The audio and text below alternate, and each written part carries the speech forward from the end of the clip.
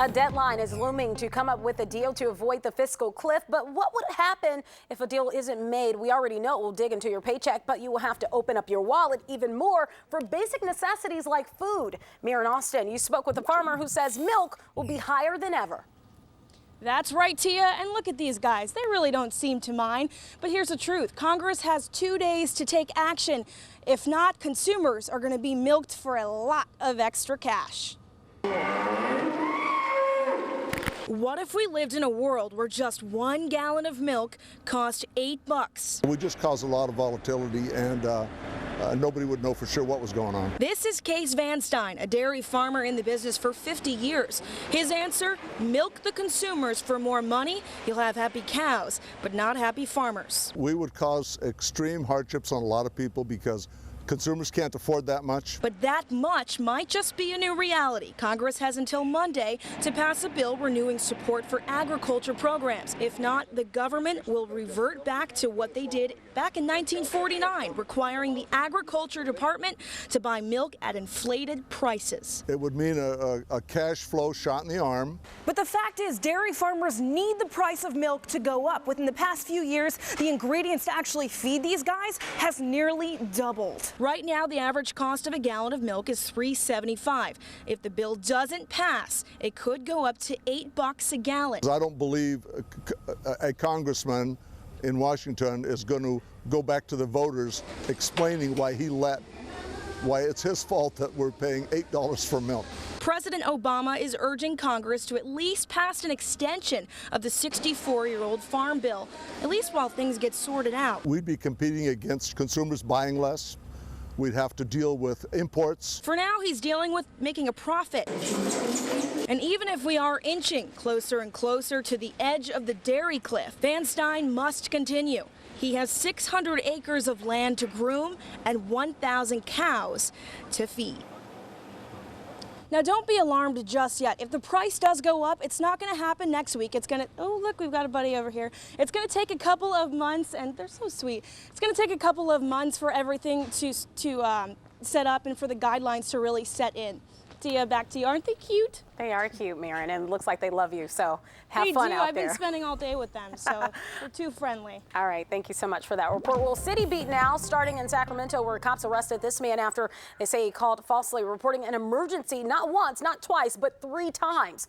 Officers caught up with Dale Fingold during the final call and arrested him.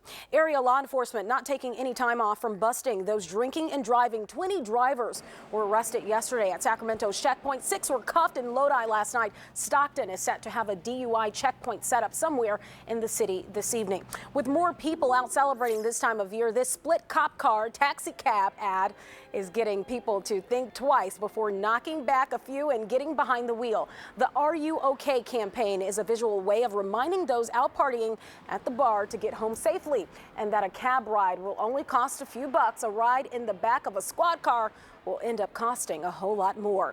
A San Francisco high school student is facing expulsion for writing a dark poem about the massacre at Sandy Hook Elementary School. She didn't write a memorial to the victims or voice her grief about the devastating incident. Instead, she said she could see what drove Adam Lanza to do what he did. Alan Wang talked to the girl about what she meant behind it. I understand the killings in Connecticut. I know why he pulled the trigger. Those words in Courtney Webb's poem prompted school officials at the Life Learning Academy on Treasure Island to suspend the 17-year-old senior until further notice.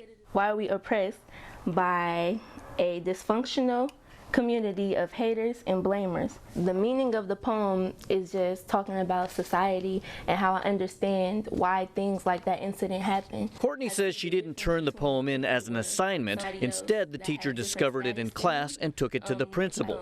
But Courtney says she's turned in dark poems about suicide and sadness in the past with no problem. It's a genre she likes. For example, the only person I could think of would be like Stephen King. Like, he writes weird stuff all the time. That doesn't mean he's gonna go do it or act it out. But the atmosphere has changed drastically since the Sandy Hook tragedy. And now the school is emphasizing its policy that Life Learning Academy takes a zero-tolerance approach to violence, the threat of violence, and a violation of any one of these rules can result in dismissal from the school. I feel like they're overreacting. Why? because my daughter doesn't have a history of violence. She didn't threaten anybody. She didn't threaten herself. She simply said she understood why. And now it's up to the San Francisco Unified School District to decide if the poem is a form of art or a genuine threat to the safety of Courtney's fellow students. Well, 3 days before the Rose Parade, and spectators are already arriving in RVs, hoping to stake out a prime spot for the viewing. Meanwhile, float builders are making their finishing touches. Be sure to catch the Rose Parade right here on Fox 40. Our coverage starts at 6 a.m.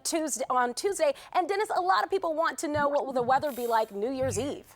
Yeah, our weather for New Year's Eve looks fantastic. We could have a little bit of fog, but we have these north winds that should help clear some of that fog out. So it's looking good. We don't have any major weather systems coming, at least then. Let's go ahead and take a look outside, where we have 48 degrees in Sacramento. Stockton also sitting steady at 48. We have 50 in Modesto and 25 bone-chilling degrees at Truckee, Tahoe. But you see our wind speed's not much of a factor, just 3-mile-per-hour winds up at Tahoe and around Sacramento. We're looking at wind speeds just about 5 miles per hour. So a calm night and a clear night for the most part. We aren't expecting any widespread fog. These are your highs today. 55 for Sacramento. We had 54 in Fairfield, 53 in San Francisco, and it only got up to 27 degrees up there in Truckee. So staying cold for all that snowpack up there that plenty of people are enjoying. These are the overnight lows that we are not so much going to enjoy. 35 for Sacramento. You can see Fairfield could easily get down to 30 degrees overnight tonight. Not so cold out by the bay, but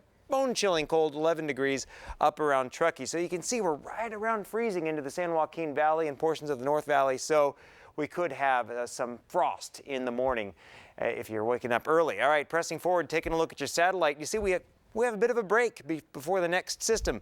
A ridge-of-high pressure is in place, but it's not especially dominant. We will have some systems riding down from the north across our area, but not so much across the center of the valley. You see most of the cloud cover right now in the foothills and the Sierra. We're going to put your futurecast into motion here, and you're going to see that we do have this weak weather system dropping down through the Sierra in the morning. That's where you see the clouds early in the morning, and then into noon. You're looking at 12 noon. A few clouds off the coast, a few clouds up there in the Sierra, but pretty much the valley, except for some patches of morning fog, stays dry and calm, and that's the way it's going to be for the next few days. Another system slides by Monday into Tuesday, but that one looks like it's going to stay offshore. So we're not looking for any major rain. Maybe a few showers will get inland from the system. You see the clouds do. That's Monday night. But other than that, things clear out beautifully for New Year's Day. For tomorrow, highs in the 50s for the Bay Area and Valley, but that's low 50s. Foothill areas getting into the 40s. Sierra topping out in the 30s. You'll see a few more clouds in the foothills and the Sierra than you will in the valley, and your 7-day outlook kind of keeps things status quo. Chance of showers, our next best chance of showers looks to be Thursday into Friday, but there are some model uncertainties, so we're painting with a broad brush and just putting some clouds on there. Jim, something about a football game tomorrow. Something about a football game tomorrow, and something about that basketball game last night, right? The Kings and the Knicks. If you haven't seen it, oh, you got to see it. And if you have seen it, I'll give you one more look. That's too much fun.